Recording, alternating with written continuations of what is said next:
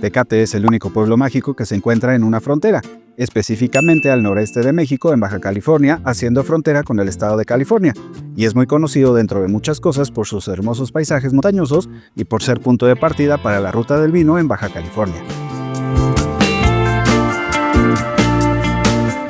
Es un cruce fronterizo más pequeño en comparación con otros como el de Tijuana o Mexicali, y conecta la ruta estatal 188 de California con el paso Lázaro Cárdenas en México, lo que implica conducir por carreteras de montaña llenos de hermosos paisajes.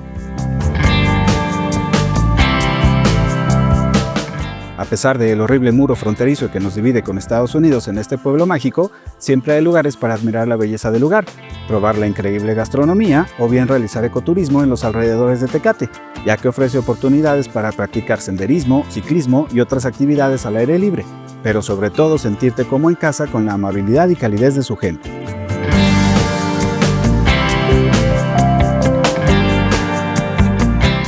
Tecate tiene una rica historia con raíces en las culturas indígenas y una fuerte influencia de la época de las misiones, y es famoso por ser el lugar de origen de la cerveza Tecate, una marca icónica en México, así que es un súper lugar recomendado para visitar, de esos que te dan ganas de quedarte por mucho tiempo más.